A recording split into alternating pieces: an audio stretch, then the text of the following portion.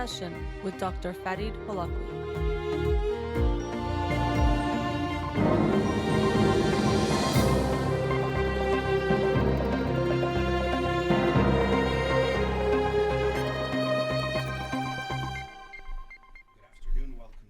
Session. I'm your host, Dr. Farid Holakouee, and I'll be with you for the next 2 hours here on Radio Hamra. Won't be taking any calls today because I'm very happy to have a guest, Dr. Mark Solms, who I'll introduce to you shortly. You might remember Dr. Mark Solms' book, The Hidden Spring, A Journey to the Source of Consciousness, which I discussed a few weeks ago, but very happy to have him on the show today to discuss the book and also learn more about the wonderful work that he's doing. But let me introduce you to him first. Professor Mark Solms is best known for his discoveries regarding the brain mechanisms of dreaming and for his efforts to integrate psychoanalytic methods and concepts with those of the neurosciences. He was educated at a Pretoria boys' school and the University of Witwatersrand in Johannesburg. He left South Africa in 1989 to undertake psychoanalytic training at the Institute of Psychoanalysis in London, while he lectured in the neurosurgery department of the Royal London Hospital and in the psychology department of University College London. In 2002, he returned to South Africa, where he is currently Director of Neuropsychology in the Neuroscience Institute of the University of Cape Town at Groote Schuur Hospital. He is an A1 rated researcher from the National Research Foundation and a member of the Academy of Sciences of South Africa. He has received numerous honors, such as the Sigourney Prize, the Outstanding Scientific Achievement Award of the International Psychoanalytical Association, and honorary fellowship of the American College of Psychiatrists. He is a training director of the South African Psychoanalytical Association, of which he was the founding president, director of the Science Department of the American Psychoanalytic Association, and research chair of the International Psychoanalytical Association. He has published 350 neuroscientific and psychoanalytic journals, articles, and book chapters, and he has authored 8 books. The Brain and the Inner World was translated into 13 languages. His collected papers were published as The Feeling Brain, and a new book, which I was just discussing, The Hidden Spring, A Journey to the Source of Consciousness, which he describes as a culmination of his life's work, appeared in February 2021. He's also the editor and translator of the forthcoming revived standard edition of the Complete Psychological Works of Sigmund Freud and Complete Neuroscientific Works of Sigmund Freud, 4 volumes. Dr. Solms, thank you so much for joining me today. It's a great pleasure to be here. Thank you. Thank you. And we apologize. We were having some technical difficulties on our side. We appreciate you being patient with us, and we're glad to have you on the air. Thank you so much. Fine. All right. So, in reading your book, I really enjoyed it. And to this day, when I'm working even with clients, I recognize that it affects the way I approach human beings and the human experience. And we can get into the book and the details of what you mean by the hidden spring and looking at consciousness. But what I think could be interesting is looking at your background. As I described, there's a neuroscientific background, but also a psychoanalytic background, which I think shows in your work quite clearly. If you don't mind talking a bit about that experience of getting into neuroscience and as you describe in the book, being a little disillusioned by what you found what was missing in that study. Yes, gladly. The most interesting thing about the brain is that it feels like something to be a brain. The brain has subjective experience. This is absolutely remarkable. There's no other bodily organ. Actually, there's no other physical thing in the known universe that has that capacity. So that's what attracted me to the brain. And yet, when I trained, which was in the 1980s, the early 1980s, what we were taught was about all of the remarkable information processing capacities of this object, the brain, so that these cognitive, functional, mechanistic diagrams of how language and memory and perception and skilled movement and so on are instantiated in the brain. But what was utterly lacking was any sense of the subject, the subjective experiencing, feeling, mind. And, that's the essence of what is so miraculously fascinating about the brain, is that it has subjective experiences, and that was sort of airbrushed out. And when I spoke to my professors about, these subjective felt aspects of mental life in relation to the brain, they literally advised me, you must remember this was in the 1980s, they literally advised me not to ask questions like that. They said it is bad for your career. You should ask proper scientific questions, which fitted within the paradigms of the time. Right. And so it was out of a sheer sense of frustration that I shifted to the other side, as it were. Not that I ever gave up my home in neuroscience and in neuropsychology in particular, but I thought that psychoanalysis, whatever its shortcomings may be, at least there they study the mind as lived experience. And so I thought perhaps if I can train on that side of the fence, acquire a knowledge of those concepts and those methods, and then import them into neuroscience, perhaps in this way I could overcome the really disappointing shortcomings of the neuropsychology of that time. So that's what I did.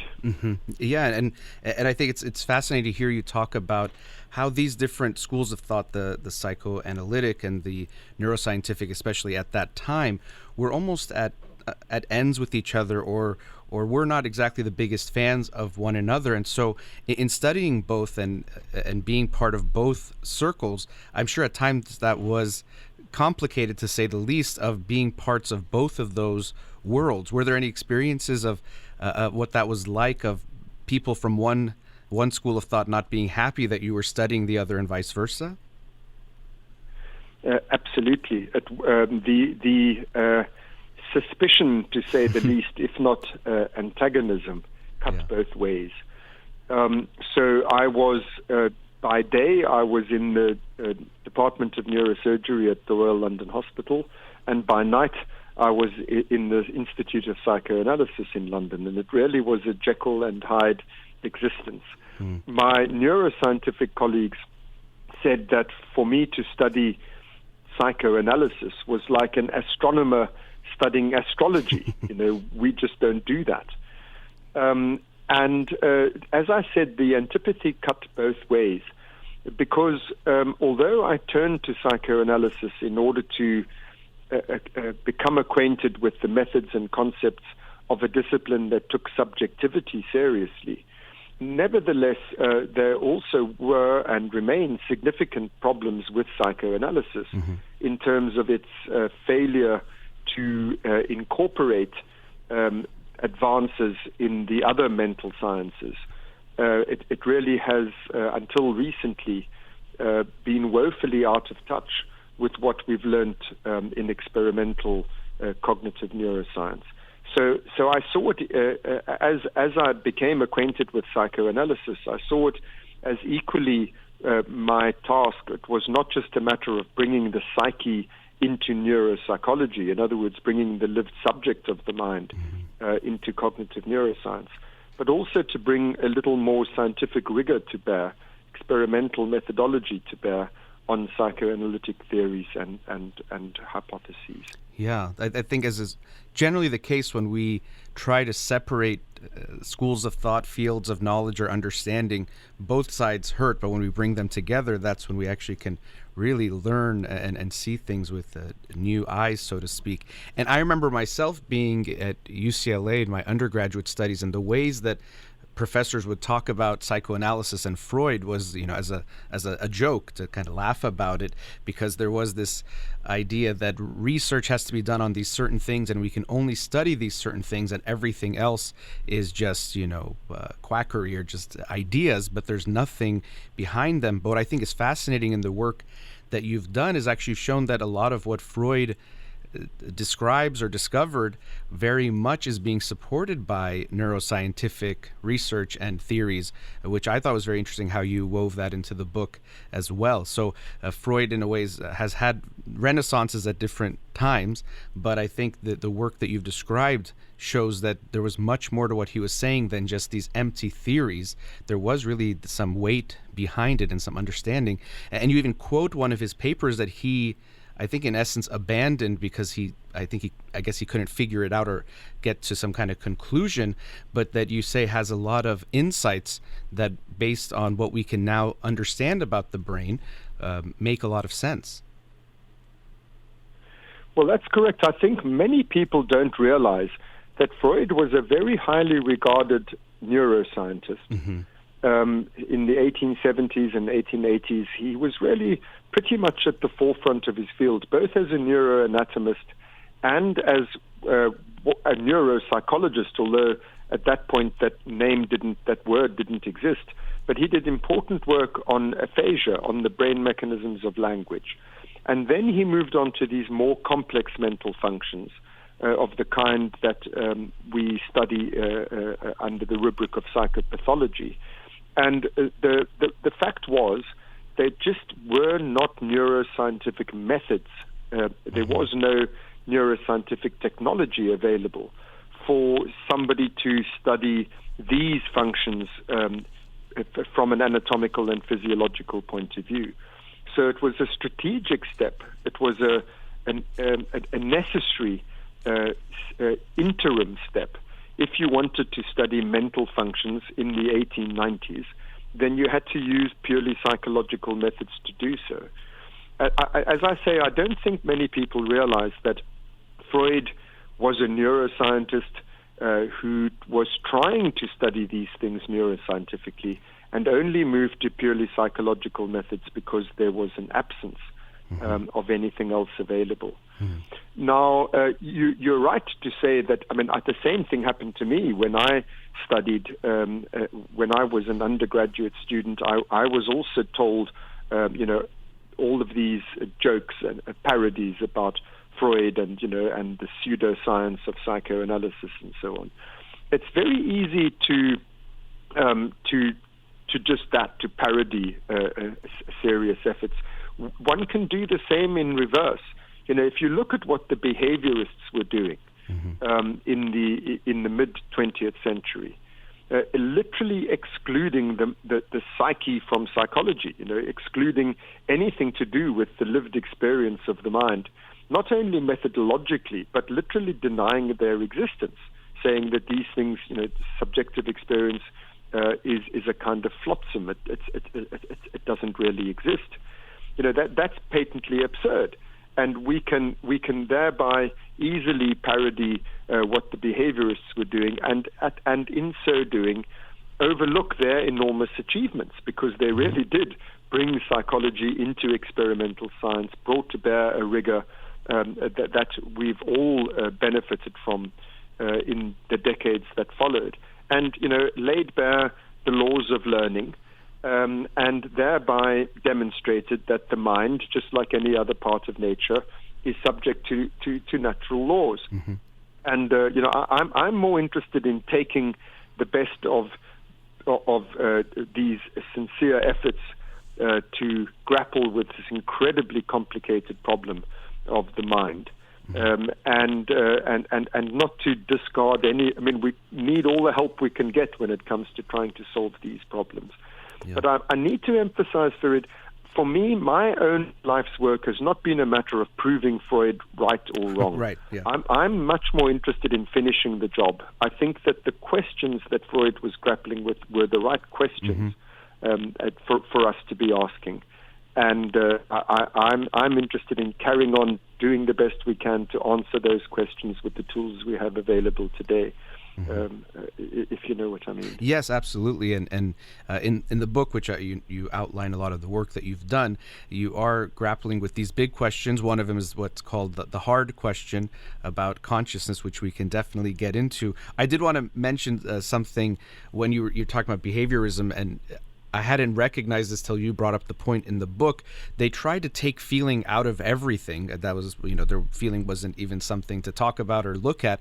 But as you described, the way punishment and reinforcement is described includes feeling essentially embedded in it, because we're saying when you reinforce something, you do something to the organism or reward them in a way that feels good, but then they try to take the feeling out of it. But we really can't do that, and any one of us could recognize that what feels good to someone might not feel good to someone else, which is why reinforcement has to be specific to the individual. But really, to try to remove feeling out of it doesn't even make sense. But they tried to, but it wasn't until I saw the way you explained it that I recognized, I never even realized that feeling was embedded in their definitions without trying to call it feeling. Yes. They use the words reward and punishment, right? Which for any sort of lay person clearly evoke feelings in our minds. What is a reward if it doesn't feel good, and what is a punishment if it doesn't feel bad? But it was precisely that the behaviorists denied, and that was because they were determined to make psychology an objective science, and objective things need to be objectively observable, externally observable. So for them, the rewards and the punishments were not something that was felt inside the subject of the mind, but rather something that existed in the stimuli that evoked. If something was applied to the research participant and that increased the behavior that led to that stimulus, then they called that rewarding. And conversely, if it decreased the research subject's attraction to the stimulus, then they called it punishing. But the rewarding and punishing properties were thought to reside in the stimulus, because that's the objective thing, the thing you can see. And as you've just said, that's kind of absurd to suggest that the rewarding and punishing properties reside in the stimulus rather than in the subject stimulated by those things. Right. But that was required by their methodology. Yeah, and I think, and this is what I'm saying. When we look at it in the fullness of time, it looks ridiculous. And the same applies to much of what Freud claimed, because let's not forget, there was a lot that Freud got horribly wrong. Right. And I'm more interested in building on what they got right, and pulling those objective methods into the same task as the subjective methods, and trying to see the thing from both points of view. Because I say again, the essential feature of the mind is that it is something subjective. It makes it very difficult to do science on something which is inherently subjective. And I think that the mistake that the behaviorists made was to think that we need to adjust the object of study to the methods rather than the other way around. I think that we have to adjust our methods to the object of study. And if we're studying something which is inherently subjective, then we have to somehow find ways of going about studying subjective experience scientifically. We can't just exclude it because it's difficult. Right. It's part of nature that exists. Yeah, and that makes, as you say, the hard question even harder when we approach it in the wrong way, when we're trying to describe what it feels like to be something or some organism. That's the subjective experience, so it has to include the subjective when you're trying to study it or understand it. We're at a commercial break, and I think after the break would be nice to hear your thoughts. When we look at consciousness, there's been this drive to find the seat of consciousness, or where does consciousness reside. And for most of the study of the brain and study of consciousness, people have assumed it has to be in the cortex. And so I would love to hear your thoughts on that after the break, of the cortical fallacy, and then how this doesn't hold a lot of water when we look at the evidence and what you see as the source, this hidden spring of consciousness. So again, I'm joined by Dr. Mark Solms. We'll be right back.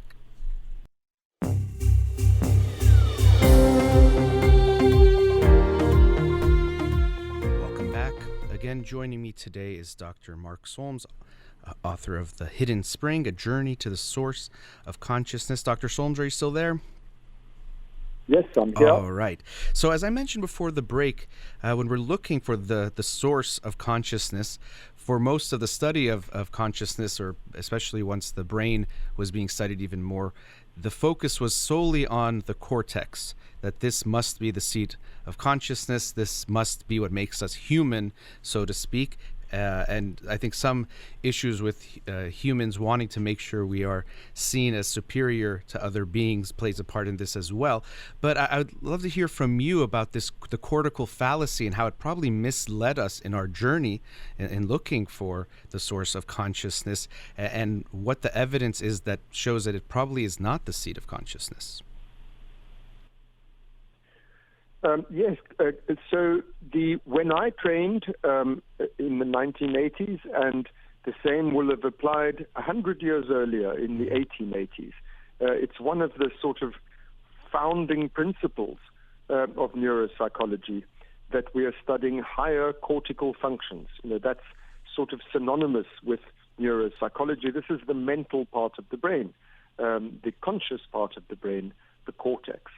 Now, it's a long story as to how it is, how it happened that we came to this wrong-headed idea. I'll gladly talk about that, but I think that what's more important is to just dive straight into the evidence for why that view is wrong.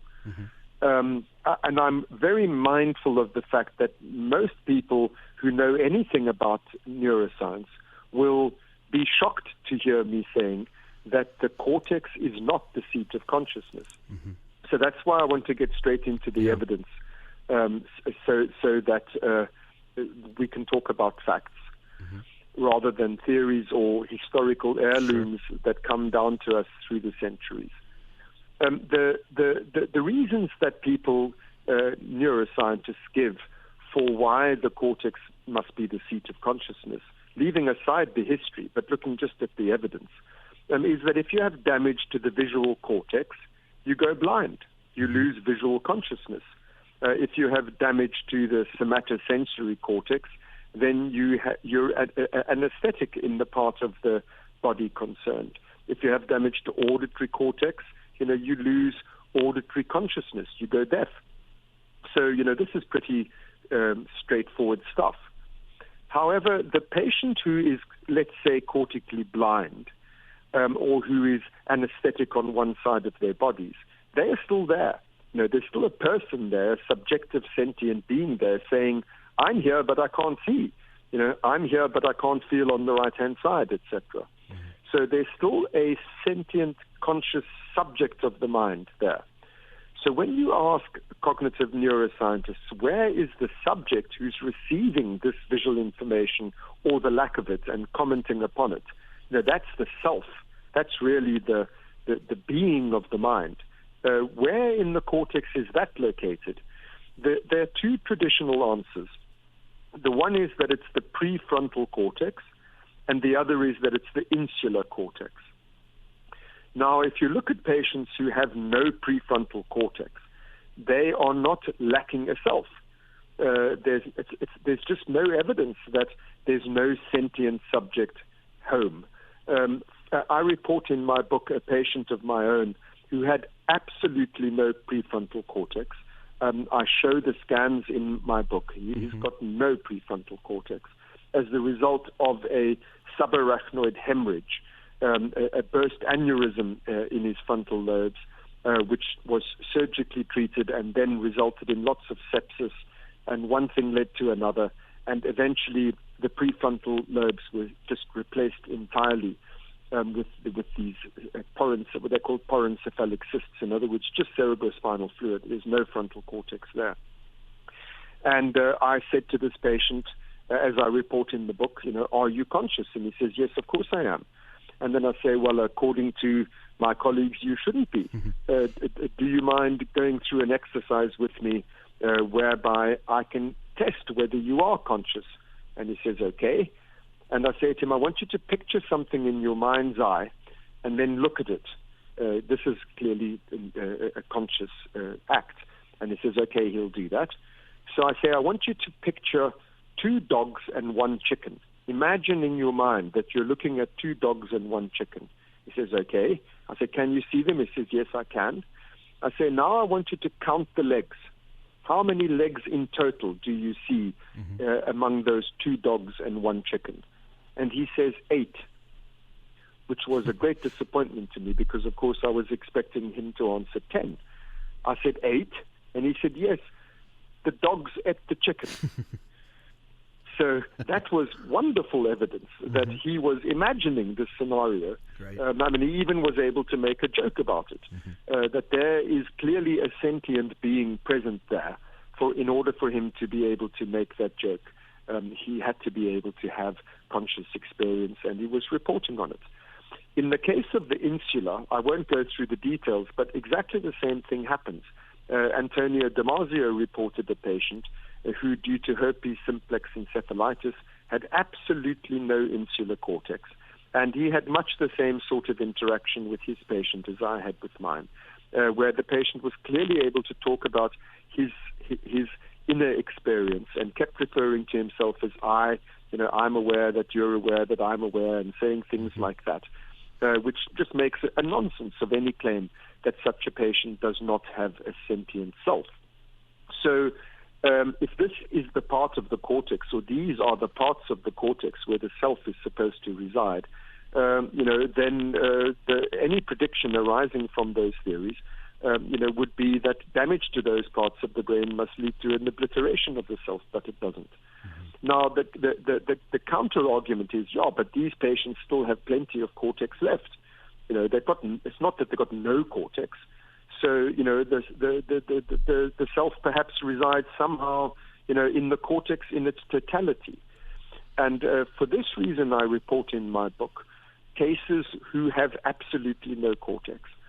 These are children with a condition known as hydranencephaly, where the word means simply that instead of cortex, they have cerebrospinal fluid. They are born with no cortex, absolutely no cortex. And I show the evidence that these children are conscious in the sense not only that they go to sleep at night and wake up in the morning, but also that they are emotionally reactive to their environments. They respond with feeling appropriately. If you give them a fright, they startle and they cry. If you place a cuddly, soft toy or a baby brother in their lap, they smile and they coo. They like it. If you tickle them, they giggle. If you frustrate them, they arch their backs and fuss. So all of the behavioral evidence is there that these kids are conscious and emotionally responsive, even though they have absolutely no cortex. Now, the cortical theory of consciousness would predict that these patients must at the least be in a vegetative state, in other words, non-responsive, if not in a coma. In fact, I would say that the cortical theory of consciousness requires that these children should be in a coma, because the organ of consciousness being gone, should mean that consciousness is gone, and that simply is not what we observe. And I'm not speaking about rarities. This is what we reliably observe in these children with no cortex. The counter-argument to that would be, how do we know that they really are conscious? Which is why I told you about the patients with no prefrontal lobes and the patients with no insula, because they can still report on their conscious states before I told you about what we observe in kids with no cortex at all. But still, we don't rely only on the lesion evidence. These children have only a brain stem, and yet they're emotionally responsive. That suggests that consciousness and feelings, emotional feelings, must be generated in the brain stem if the behavioral observations are correct. And so we can test that hypothesis by various methods, and we have. If you stimulate deep brainstem nuclei, you can generate intense emotional states in patients who have a normal, intact cortex, so they can report on what they're feeling. You stimulate those brainstem structures, you can generate feelings, really intense feelings of various kinds, as I report in my book. If you do positron emission tomography, that is functional neuroimaging of the brain of normal people who are in the throes of intense emotional feelings, and you look where in the brain is the activation the metabolic activity that correlates with these emotional feelings, the activation is in the brainstem, not in the cortex. And one last line of evidence, which is pharmacological probes. If you manipulate the neurotransmitters which are sourced in the brain stem, neurotransmitters like dopamine, serotonin, norepinephrine, histamine, acetylcholine, these neurotransmitters are sourced in the reticular activating system of the brainstem. These are the targets of everyday psychopharmacological treatments. You block dopamine to treat psychosis. You boost serotonin to treat depression. You block norepinephrine to treat anxiety. So the chemicals that we manipulate with these drugs are clearly emotion-generating chemicals.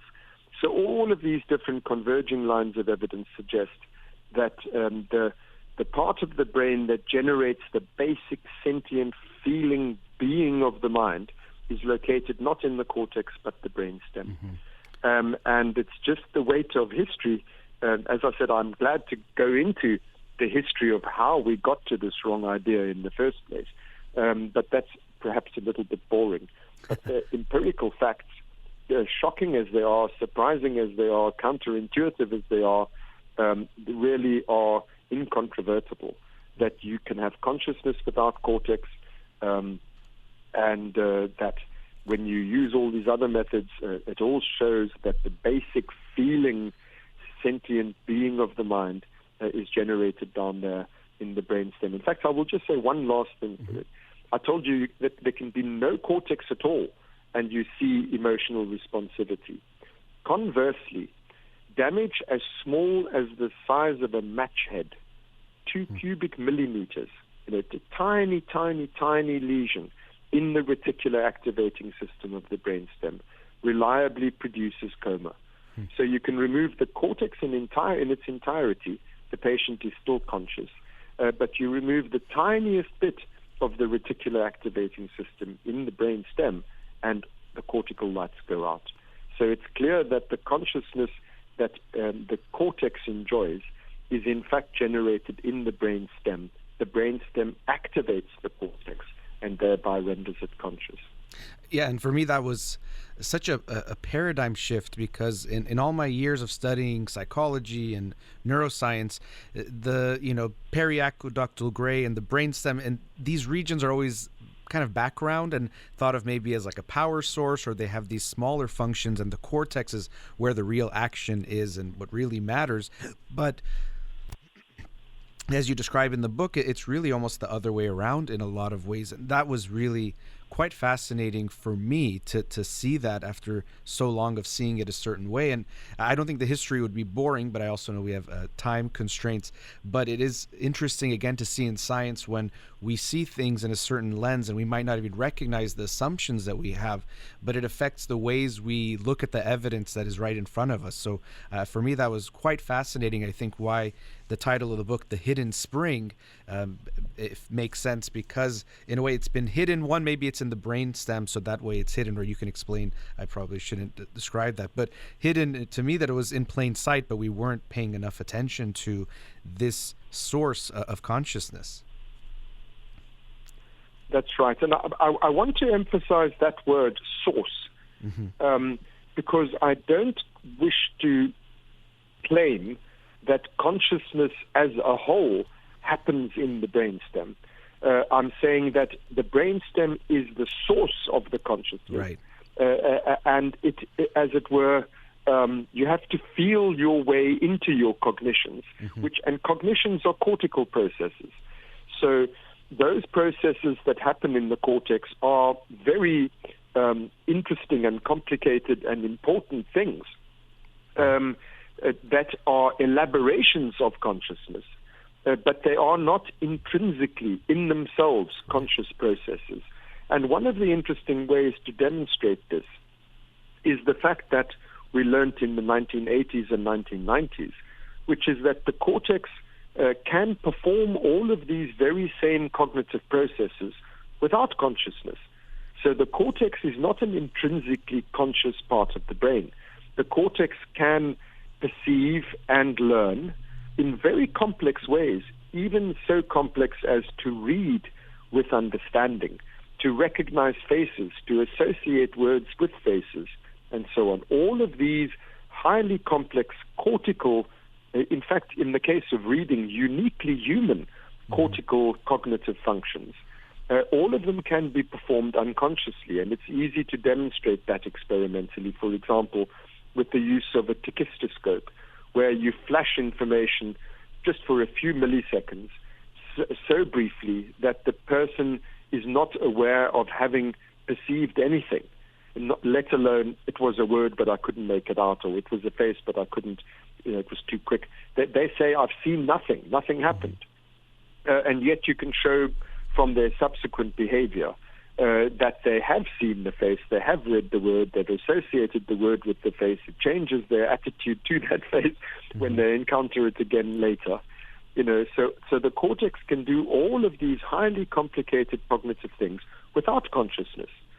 And so the so-called organ of consciousness does exactly the same job when it's not conscious. So this begs the question, well, what is the consciousness for? Which is exactly what led us to this famous hard problem of consciousness. Because that's the argument that David Chalmers, the philosopher who coined the hard problem, that's exactly the argument that he puts forth. He says that you can explain the mechanisms of cognition. You can explain by information flow charts or whatever you like, how the cortex functions, but it doesn't explain why there's something it is like to see, or something it is like to draw up a memory into your subjective mental experience. And that's entirely true. The cortex can do exactly those things. It can remember and perceive and learn and read and recognize faces and all of that without consciousness. And so studying the mechanisms whereby the cortex operates is never going to teach us why it feels like something. That does not apply to feelings. If you look at the part of the brain that generates the feelings, which is the brainstem, how can you understand the mechanism of feeling without explaining why it feels like something? Because the whole point of feelings is to generate feelings. And so I think that mistake, that error of us equating cortical cognitive functions with consciousness is also the source of this hard problem, or at least it makes the hard problem look a hell of a lot harder than it really is.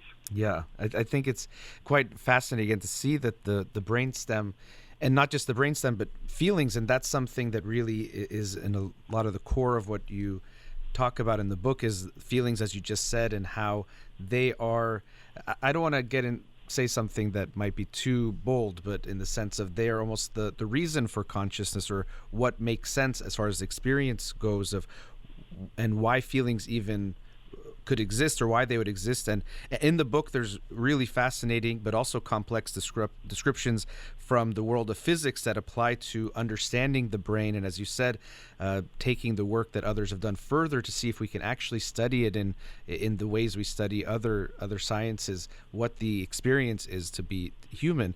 But after the break, we're at another commercial break, we could maybe talk about homeostasis and how this plays a role in this understanding of feelings and what we experience, and because I think that's a quite fascinating understanding of what it means to be our experiences like, but why we would have feelings, how we can understand the qualitative experience of feelings based on this necessity of homeostasis. So let's go to another commercial break. Again, I'm joined by Dr. Mark Solms. We'll be right back.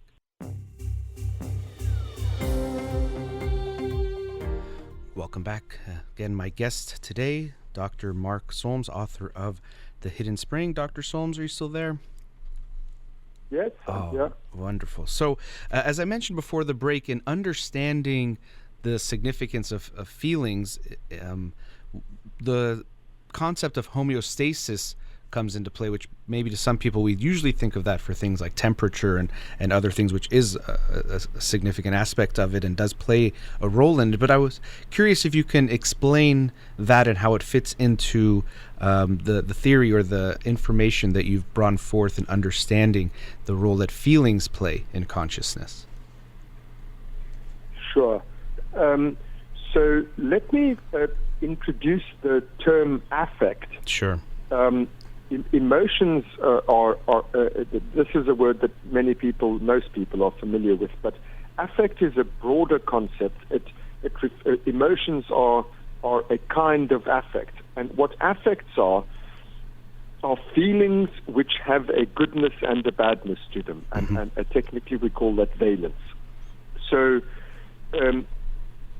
most people don't think of things like hunger and thirst and the need to urinate and sleepiness and so on. They don't think of them in the same category as emotions, but they are affects in that it feels bad to be sleepy and it feels good to satisfy that need. It feels bad to be hungry and it feels good to satisfy that need.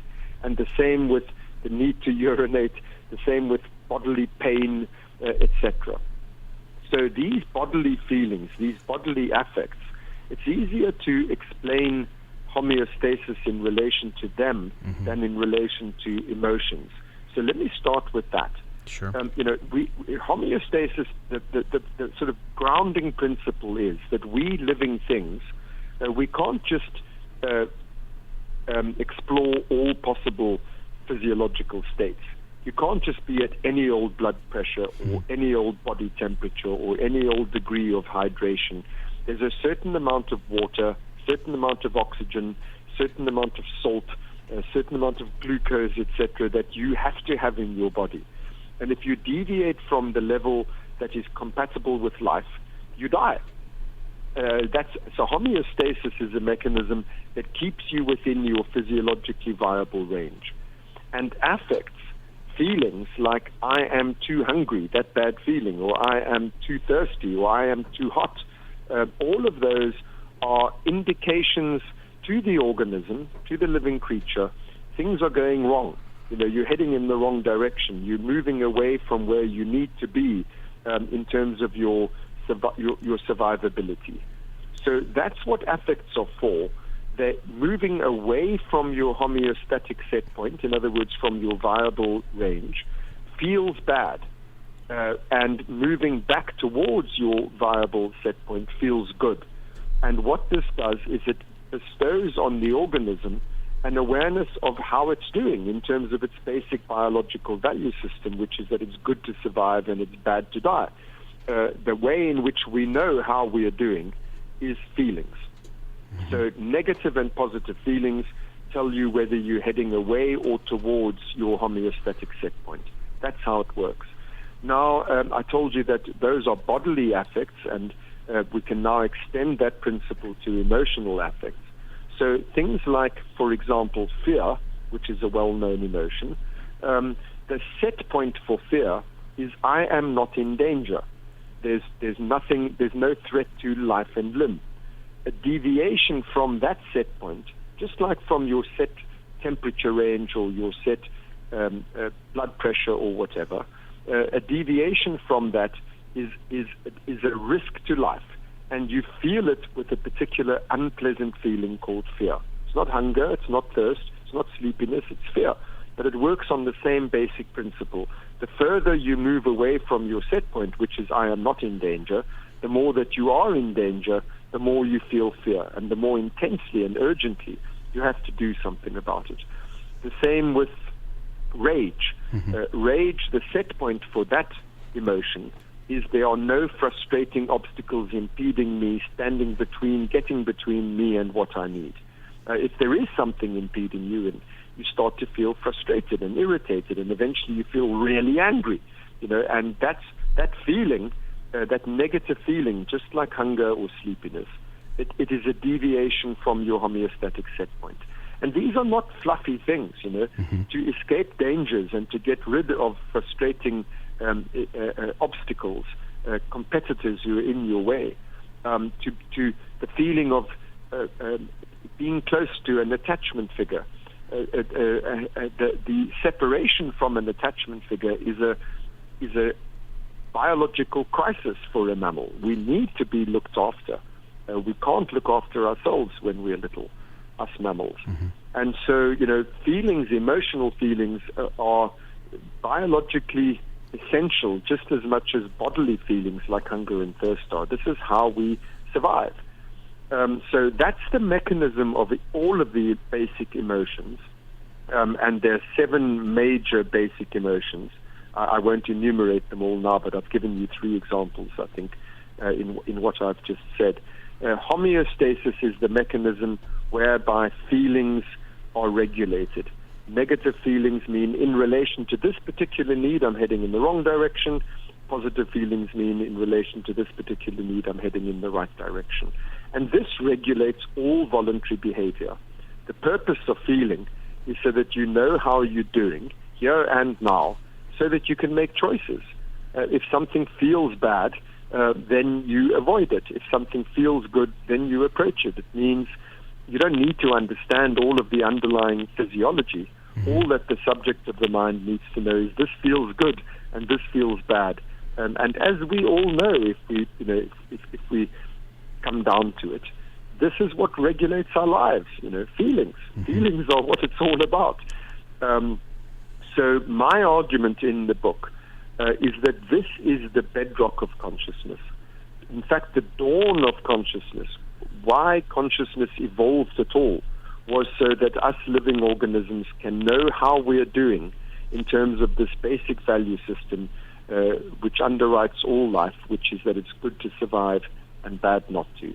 That feelings are the way in which we become aware of how well we're doing within that value system, and so that we can voluntarily act accordingly. In other words, not just have automatic reflexes, but that we can make choices based on how things are going for us. That's what feeling does, and this seems to be the very foundation of why consciousness arose at all. And I don't mean foundation metaphorically. If you look at the brain anatomy, as we were talking about earlier before the commercial break, it is in the foundations of the brain, in the brain stem, the reticular activating system and periaqueductal gray. That's where these homeostatic functions are performed. This is where these very primitive, ancient structures of the brain is where this foundational, elemental, raw, basic form of consciousness arises. And then everything else is built upon that. So all of these cognitive processes that we were also discussing before the commercial break, we feel our way into those things. It's as it were, I feel like this about that. And so consciousness is extended onto our perceptions and our cognitions. I hope that what I'm saying is clear. Oh yes, I think it's quite clear, and it feels good what you're saying, that it makes sense. I even think about that sometimes when we're understanding something. It gives you a feeling when it makes sense, but I'll leave that aside. But that feelings are foundational. I enjoyed that part, or that concept, because I think feelings get a bad rap sometimes. People don't like feelings, or they think feelings are not, we shouldn't care about feelings, or even people use worse words than that in some of the phrasing of talking about feelings. But really, that is the stuff of life, and it's what's guiding everything else. Really comes after that, or everything we do is in service of those feelings. Even these cognitive functions, to a degree, we can say it's so that we can resolve those feelings when they come up, to ensure or make it more likely that we survive, rather than the other way around, that the thinking comes first rather than the feeling. And what's also, I think, important in the feeling discussion is that you mentioned the valence, that it feels good or bad, but the quality has to also be there, so that I know, for example, I'm thirsty versus I need air. And so if without that qualitative function, which also can be seen as an aspect of our conscious experience, if I just knew I didn't feel good but didn't know what that not feeling good was, it would be harder for me to resolve that bad feeling, to get back to homeostasis. That's a crucial point. What you've just said now, let me just elaborate on that Sure. for a moment, because it is so fundamentally important. Philosophers who study the problem of consciousness, they speak of qualia, which they're saying that the essential stuff of consciousness is these qualitative somethings like redness and blueness. It's a quality, and these qualia are the problem that we're trying to resolve in the hard problem of consciousness. Why do these qualitative feelings arise? This non-quantitative stuff, this immaterial stuff of the mind.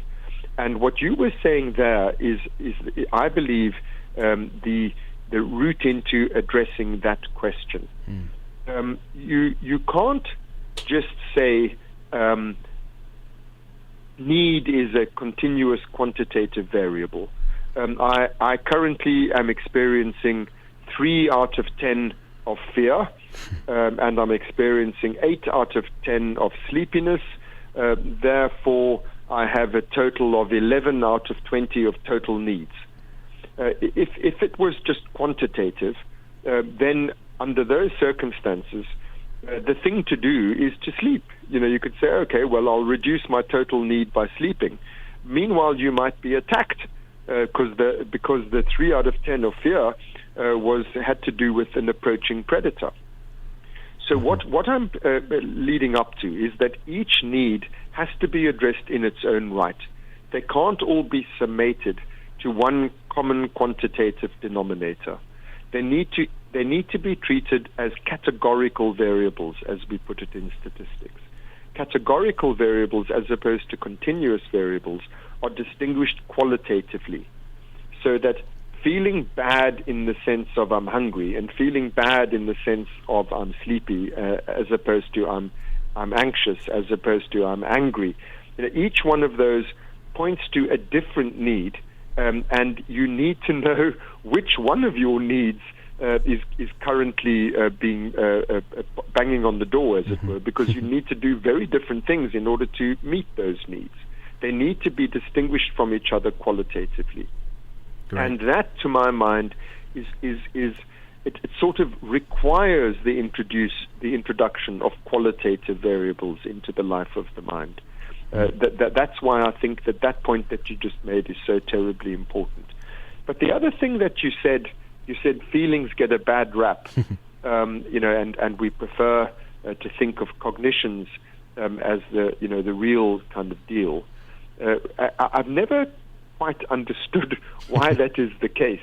But the really paradoxical fact of the matter is that once we understand that feelings are governed by this simple mechanism that I mentioned earlier, that you mentioned earlier too, called homeostasis. The homeostasis is not something complicated. It's a fairly simple mechanism. A deviation from a set point, that's an error signal. You need to minimize that error signal, and so you need to perform work to get yourself back to the set point. That's not complicated. It's a very simple causal mechanism. Unlike cognition, which is all over the place, this is something entirely tractable by the laws of physical science. It's not hard to write an equation that describes how homeostasis works. Right. And so feeling, which gets this bad rap, turns out to be the aspect of mental life that is probably most readily reducible to physical laws. And because, as I'm arguing, feelings are the foundational, elemental, sort of rudimentary form of the essential basis of all consciousness. By reducing consciousness down to this elemental form, which obeys homeostatic laws, ironically, we are able to do much harder science on consciousness than we could have if we had tried to do the same thing with cognition. Yeah, and in the book you get into that with the work you've done with, I think, Carl Friston, related to that, looking at it more actually quantitatively. But going back to what you're saying about feelings and the way they're viewed, it's funny because sometimes people will talk about, I don't care about feelings, but I care about, let's say, making money.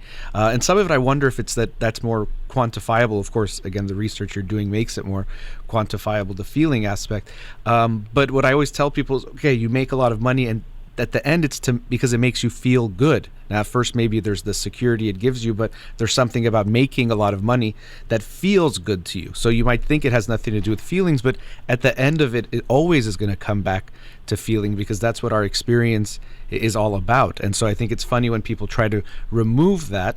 And even I wonder if some of it is also this human exceptionalism, that feeling is more basic, but then we're advanced and we think, and that's the part that makes us human. And so I'm more that way than the weaker animal side of things, when really we're just organisms like any other. I actually think I forgot whose research it was, but you said that he was accused of anthropomorphizing animals, and he said, no, I'm zoomorphizing humans, or I'm saying we're basically like all the other creatures. There's not these big distinctions we like to put between us and them. We are all a them, or all a us, rather than making that distinction. I wanted to hear your thoughts on when you talk about homeostasis, when we're talking about feelings, it made me think about when, let's say, someone is sad, or especially if a parent sees their child is sad. And so we can see they're far away from that set point of, I don't know what it would be for sadness, but they're far away from that. And parents sometimes, and we do this with ourselves, they try to rush their kid back to feeling good. And what I like about the homeostasis argument is, or the paradigm is, if you look at, let's say, temperature, if someone has hypothermia and they're really cold, you can't make them hot immediately. It's going to take some time. And so when I work with parents, at times before I thought of it in this type of way, I would say, you're kind of warming them back up to some set point or some feeling good, but we can't really rush that in some ways to get back to it. So I don't know if that what you think about that, or if you see feelings in that way, where getting back to homeostasis, it does take some time usually if we're feeling big feelings.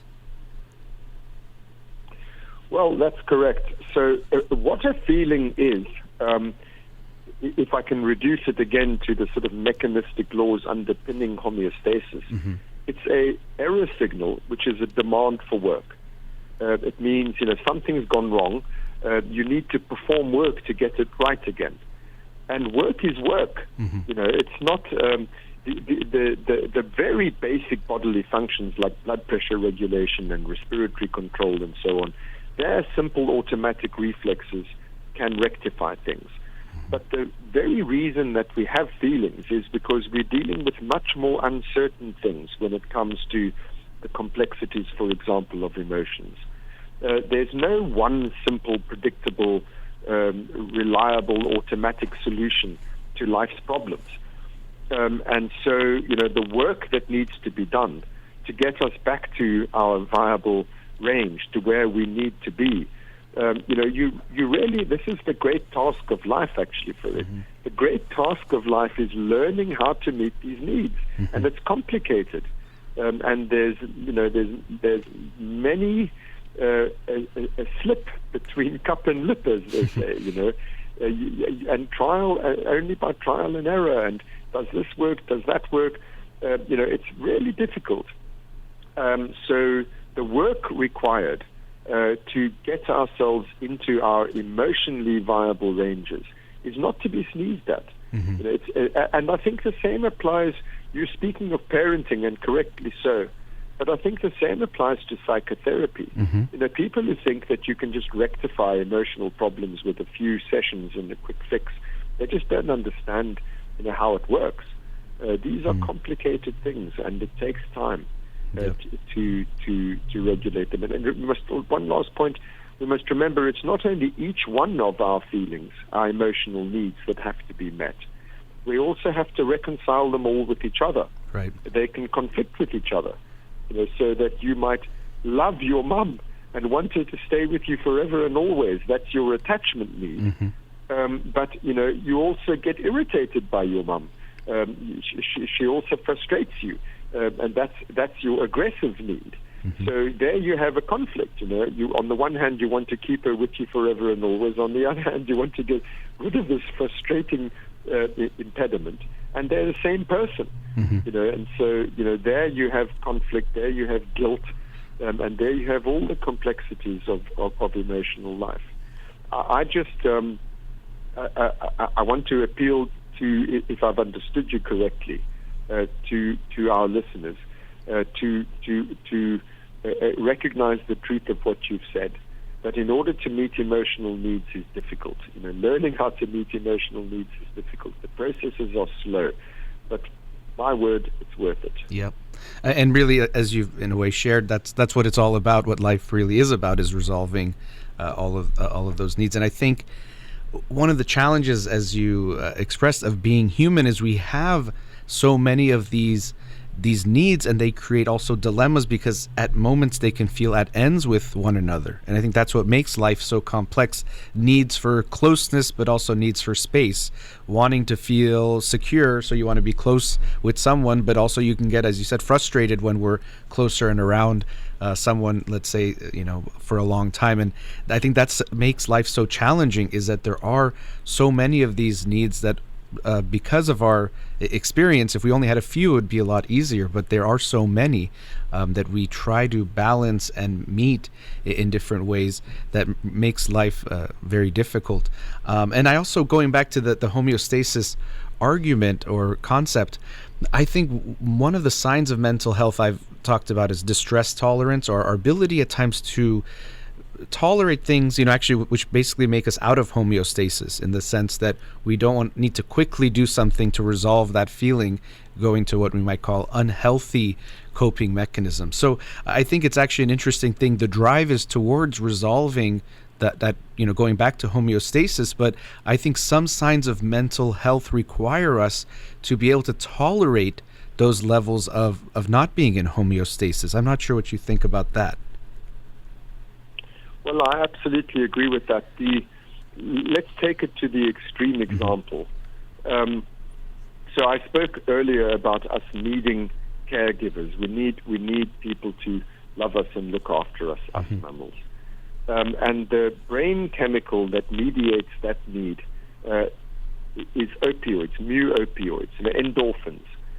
And so when you are loved and supported and cared for, and your caregivers and loved ones are close to you, you have high mu opioid levels in the brain. And conversely, when you become separated from or lose those caring attachment objects, then you have low mu opioid levels in the brain. So what do you do if you have low mu opioid levels? What you need to do is do all the work that's necessary to reestablish that connection, to fix the separation, to establish reunion. And this is difficult, getting the people who we want to look after us and pay attention to us and think about us and care for us. We can't make them do that. It's a skill that you have to acquire. You have to take account of their needs. You have to think about it, work it out, negotiate it. All of that is really hard work. That's the sort of thing that we're talking about. There's an alternative route, which is you can just take an opiate drug. That will increase your opioid levels immediately. So that's a quick fix. And this is not a small issue that we're talking about. This is a great scourge of our times.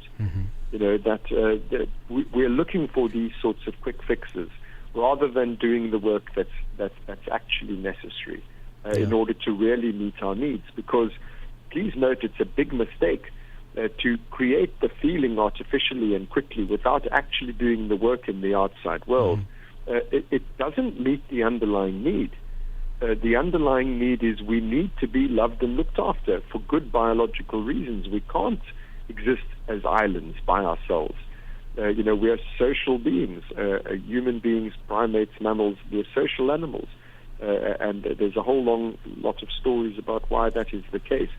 If you short-circuit or hijack the circuits of your brain to create the illusion that you've solved the problem without actually solving the problem, is biologically really dangerous. In the end, opiates will kill you, and the attachment figures will look after you really. And so, as I say, I'm giving an extreme example of the principle that we're talking about. But I could take it one step further, which may be a little controversial, but I'll say it anyway. The same applies to psychopathology, to psychiatric difficulties. It's easy to take a drug, which treats the symptom, but it doesn't really solve the problem. Psychotherapy is hard work, but that actually solves the problem. It actually enables the patient to find a better way to meet their emotional needs rather than just deal with the symptoms, with the feelings that arise from not meeting them. Yeah, and you're speaking to a psychologist and a psychotherapist, so to me that felt quite good, but I could see how it could be controversial to some, but I think the point is a very important one, to keep in mind that we can understand that drive even, we're supposed to want to go back to that homeostasis. So the drive can be there, or that pull can even be there. But at times we have to, I don't want to say resist it, but at least resist the urge to so quickly resolve it in ways that might be unhealthy. And I think even when we talk about unhealthy coping versus healthy coping mechanism, in a way we're looking at unhealthy trying to get back to homeostasis versus healthier forms of doing that, and the healthier ones usually act more slowly, but don't have some negative consequences as the unhealthy ones can have, which of course makes it quite important. What I also think is interesting when I think of the theories that, or the ideas you share in the book, and also looking at the brain as a predictive machine. When we think of things like childhood experience, I would always have a hard time trying to make sense of, how do things before you can even remember them in infancy, how might that affect you? But when we see that the brain is making these predictions constantly, we could see that if you as a baby did not get, let's say, your needs met or experience stress, those it's not quite memory, but maybe in a way it is, will be embedded in your brain physiology and how you will then respond to the world. So it can make sense that if you didn't experience that care as an infant, you might be less trusting as you get older. And so Erickson's trust versus mistrust, for example, from 0 to 1, it can make sense in this way that how would that get, if you want to call it, encoded into the brain of the infant, and they would carry that forward. To me, it made it make more sense. I hope I'm making sense in what I just said, but I'm not sure if you have any thoughts on that. Yes, I do, and you are making sense.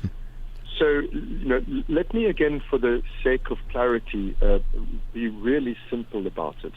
We've been talking mainly about feelings, and feelings are they're symptomatic of needs. In other words, feelings mean something. Right. If you're having a bad feeling, it means there's a need that's not being met. Those needs are demands made upon the mind to perform work in the way that we've been discussing. Now, that's affect, that's feeling. The other side of the coin is cognition, is the learning how to meet those needs. That's what cognition is for. Cognition isn't just something that we have because it's nice to have it. The only reason that we need to learn to represent and learn about how the world works, all of our knowledge, and everything that goes under the heading of cognition, is learning how to meet our needs in the world. Cognition is in the service of affects, as we've been discussing on and off throughout this conversation. So the bedrock of cognition is learning how to meet your needs. Now you say, maybe it's not memory as such, but it is. Memories are about the past, but they're for the future. The whole point of learning from experience is prediction. On the basis of what happened in the past, I don't need to reinvent that wheel.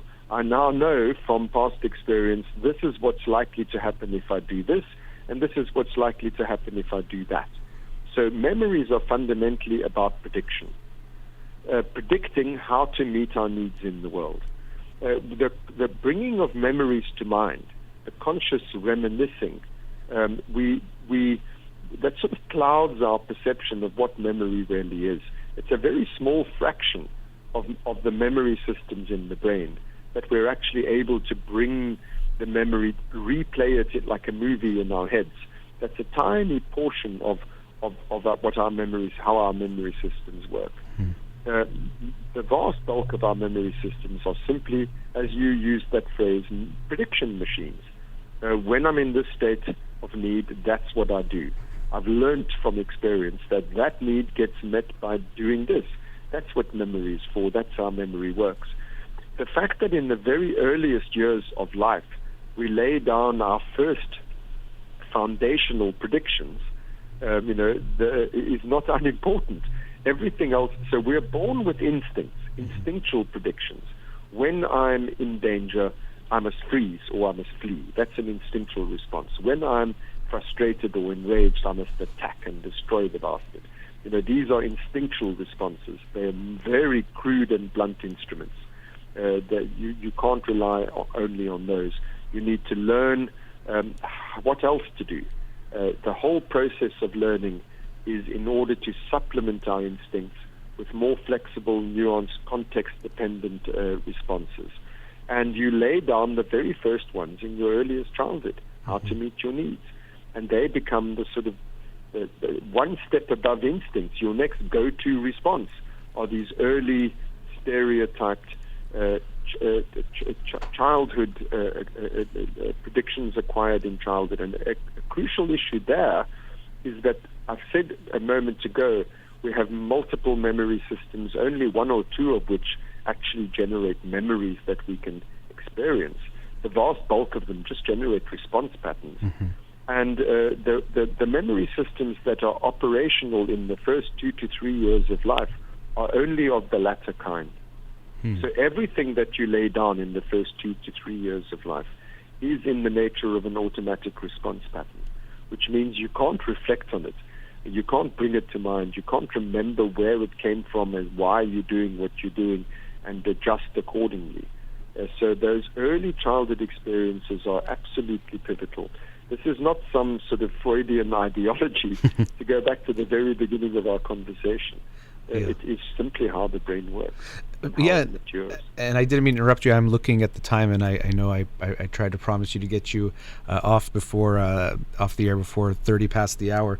But I think as you were speaking, I was actually thinking just that so much of the psychological processes that we talk about can be explained or understood better with that paradigm of why would we seek out, for example, certain relationships, or people from our past might make it more likely that we even are attracted to someone like our parents, for example, which sounds kind of cliche and funny in a way, but it can make more sense when you have this paradigm to see it through, that if you experience something and that felt familiar and comfortable, you might feel more familiar and comfortable or drawn towards that as well.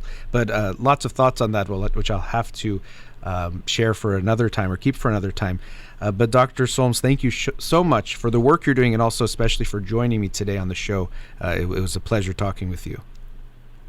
Thank you. It was a great pleasure talking to you too. There are few things more interesting than this subject matter, so I really love talking about it. Oh. I don't know why anyone talks about anything else. Yeah, I agree. I couldn't agree with you more. That was I enjoyed this so much, and we'll continue thinking about it. But again, I appreciate you taking the time and the work that you're doing. It was an honor to have you on the air. Thank you. Thank you very much. Have a wonderful evening. Thank you. Bye-bye. Bye-bye. You too. Thank you. Bye. All right, let's go to a commercial break. We'll be right back. Welcome back. Big thank you to Dr. Mark Solms, who joined me on the show today. He's the author of the book, The Hidden Spring, A Journey to the Source of Consciousness. And I highly recommend you read the book. I hope you enjoyed the conversation. I really did, to get to hear his thoughts. But the book, of course, can go into much more detail in outlining the history and the arguments and the evidence for the arguments that he makes about consciousness. And so, as he discussed and as it came up in the conversation, feelings are really what it's all about when we look at what the human experience is, which in a way might not be that surprising when we think of how we experience life. It's what you feel that is really the biggest aspect of that. And as I shared with him and wanted to hear his thoughts about the homeostasis that we try to get back to with our feelings, and that actually even though the drive is to get back to that place that we feel what feels like okay when there isn't a prediction error in how we're feeling versus how we'd like to feel, essentially. That's what we want to get to, which makes sense, and that drive is there.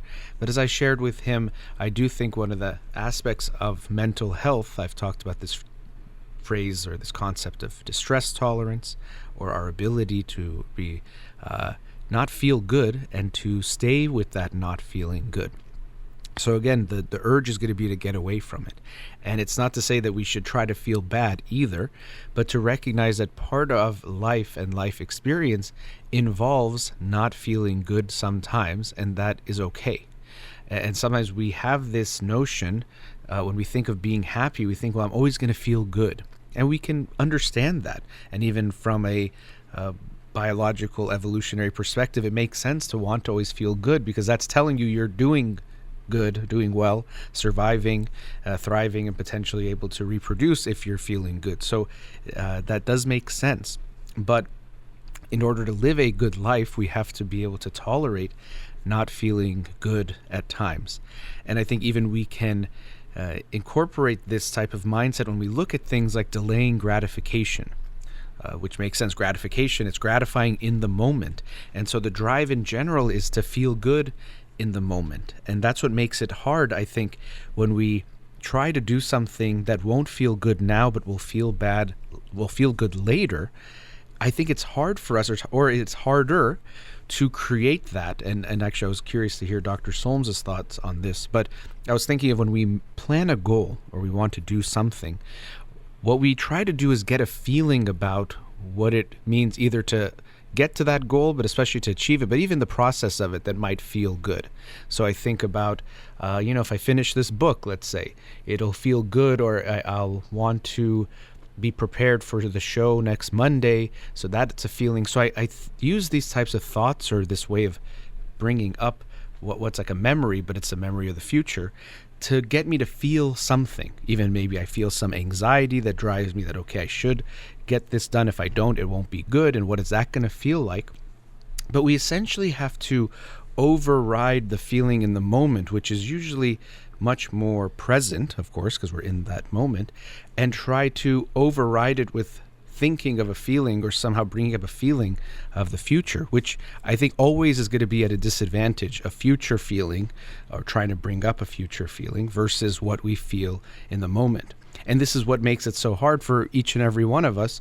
We know that we don't always do what's in our best interests long term. We know we can eat better, exercise, do certain things, not waste time in certain ways, and do a whole host of other things, or not do certain things. But it is hard. We always say, oh, okay, I want to exercise more, but it's hard to get started. But then, we try to push ourselves, and that's why it does take some pushing to get away from that inertia towards what feels like homeostasis. Or even it can make sense with exercise if we think of ourselves as physical beings that need to conserve energy or be aware of our energy usage.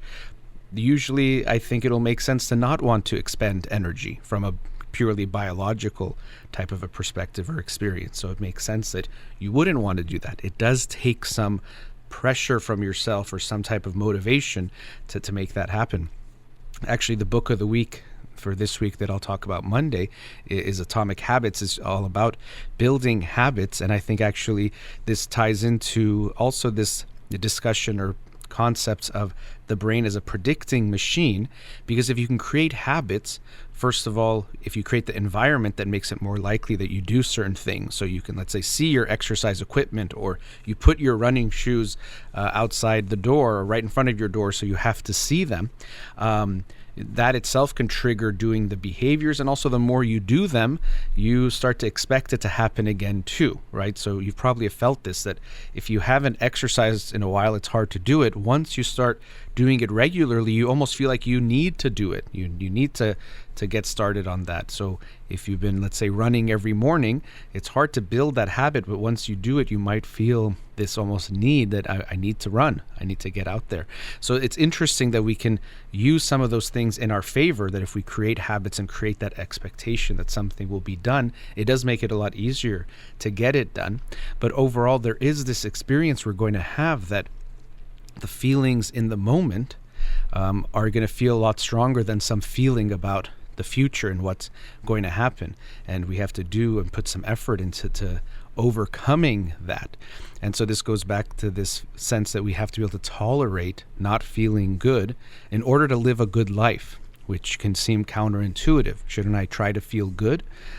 Yes, but unfortunately, if you just do what feels good in the moment, you actually won't live a good life. And especially this also brings up some issues that we are not necessarily living, or we definitely are not living in the environment that our brains and bodies adapted to. And so within this concept of exercise and also diet, there is a reason why certain foods taste good to us. And this also can be like a feeling. It tastes good. We have a good, pleasurable experience of some of those foods. Usually they're foods that we didn't have a lot of access to, and they are high in calories for exactly the reason that we used to have issues finding enough calories. So it'd be good that when you encountered something that was high in calories, you would want to eat more of it, because you would want to be able to store up on that, because you didn't know when you would get to have calories again, or be able to take care of yourself. And so that's why we can bemoan that now. People say, why do all the things that taste good have to be bad for me? Well, that's kind of part of the reason why, is that those fatty foods, salty foods, sweet foods, they are not good for you. Precisely, that's why your body wanted to get more of them to store it, because it knew it was higher calorie. So it's hard to override some of that. So we do live in a world that doesn't match what we evolved to live in. And so that makes it tough, that if you just did what feels good in the moment, and even think about that in this hedonistic way, first of all, you probably won't live very long, and you won't live a really good life and that you would want to live.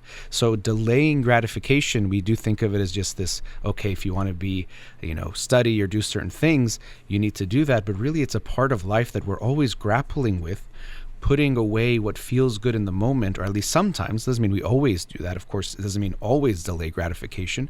We also need to enjoy life and enjoy things in the moment as well.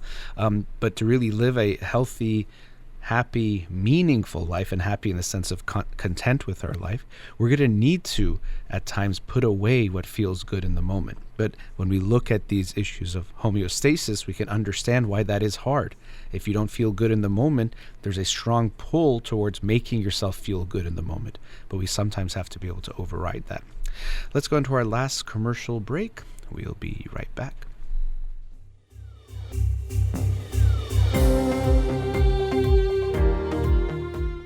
Welcome back. So I'm going to just end the discussion on the show about this topic of feelings, because as I got to discuss with Dr. Mark Solms, author of The Hidden Spring, we were saying how this is in some ways the stuff of life, what life is all about.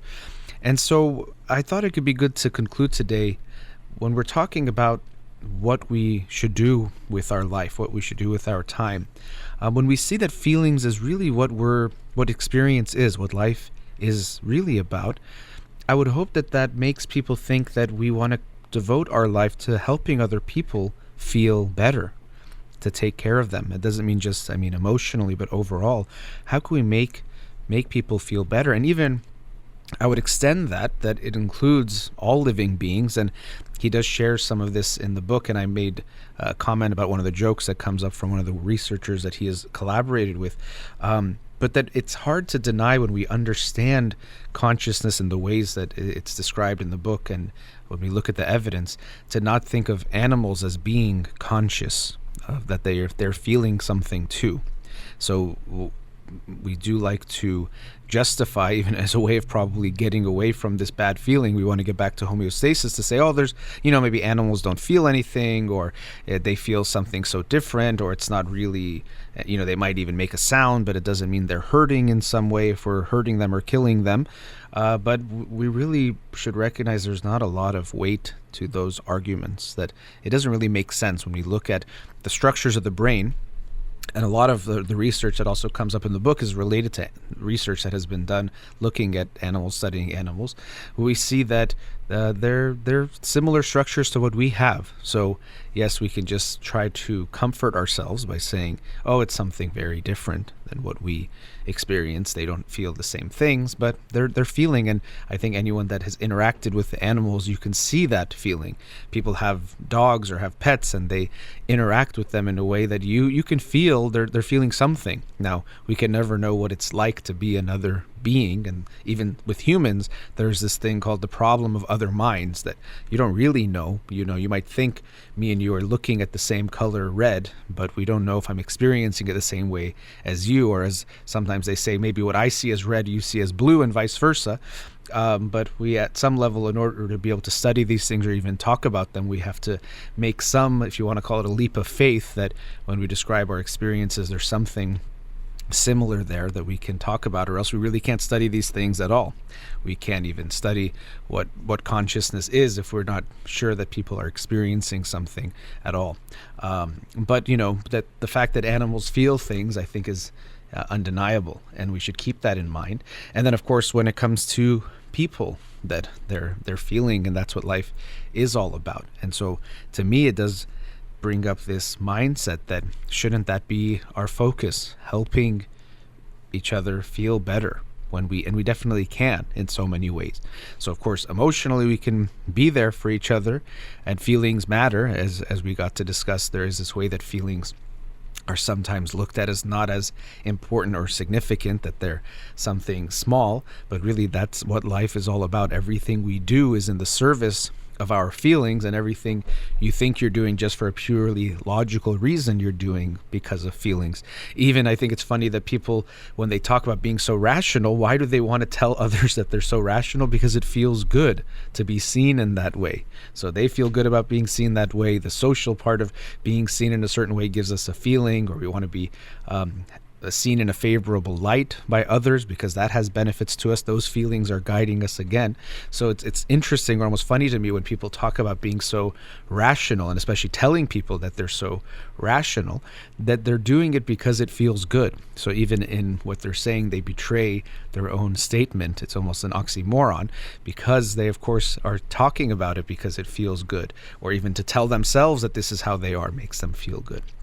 So I think recognizing the significance of feeling in our life can be really important to realize how we approach ourselves and what we're going through, and how we deal with others. And I mentioned in the previous segment, so I don't mean, well, just care about your feelings, do whatever feels right to you all the time, no matter what, don't think about anything else. I don't agree with that. I've actually talked about this before, reading this book, that our feelings are information. So they're telling you something. And so if we look at what the book is telling us, we can understand that even more deeply. But they tell you something. You're angry, you're sad, whatever it is that you feel, it's information. It doesn't mean you have to just immediately act on that type of information or that impulse or whatever comes up. But it does tell you something. And now you choose what to do with that feeling. And that's where the cognition can come into play. You can choose how you act on that, and also what I talked about in the previous segment, being able to tolerate not feeling good is necessary at times. So you might get angry, and the reaction of that anger is to hurt the person that is making you feel angry, or whatever is frustrating you. But it doesn't mean you can just act on it in whatever way you want. So you can hear the feeling, understand the feeling, and then choose to act on it on a particular way. But I do want to just emphasize, or just give this type of a mindset. I hope that we can recognize that really that's what life is about. The experiences we have, giving people good feelings in the sense of emotions, but also how we take care of one another. If someone's suffering, let's see how we can help them. If someone is hurting, can we be a source of giving them comfort, bringing them to that homeostasis, that good feeling that we're all looking for. And with our loved ones especially, to focus on that's what it's all about. Why are we even connected to each other? We support each other, we help each other, but it's really to make each other feel good. We are social beings, and so we feel good when we're around each other, and we feel bad when we're separated or when we're hurt by one another. We have that, and that's all we're experiencing. So when I work with couples and they say, oh, my partner's too sensitive, they get hurt too easily. Well, if they're hurt, I would hope that is so meaningful to you that you want to do something about it, or make sure you don't hurt them again, or if you can make them feel better, do something about it. And actually what's probably happening there, and this is where things get even more complex, is, your partner has their feelings and then you have feelings about their feelings, right? So they're hurt, and you don't want to be thought that you did something wrong or that you're a bad partner or a bad person, so you might not want to acknowledge that they're hurt by you. So it's not my fault, it's your fault. Why are you doing that? It's because of feelings. It doesn't feel good to, be wrong, or it doesn't feel good to think you were a bad partner or did something wrong. It's easier for you to blame them. That feels better. So it's just to recognize, as much as we might think feelings don't impact our lives, or we're just thinking in a rational, logical way, I can assure you, you're not. Feelings are constantly guiding everything you do. They're constantly there. And to think that my partner's feelings or others' feelings are not important, that's almost the only thing that really matters in this world. And by feelings, I don't just mean emotions, but how people feel. That's what life is, essentially. This consciousness is series of feeling states that we are in. And if we can do anything to make others feel better, I think that's, to me, one of the purposes and meanings of life. Especially when we can take care of ourselves in general, we can be okay and survive. Then what we have on top of that, we can hopefully help make others feel better. And the good news is that will make you feel better in return as well. So that brings us to the end of today's show. Again, a big thank you to Dr. Mark Solms. Please read his book, The Hidden Spring. I thoroughly enjoyed it, and I hope you will too. And also a big thank you to Ghazaleh here in the studio. You've been listening to In Session with Dr. Farid Holakouee. Have a wonderful day.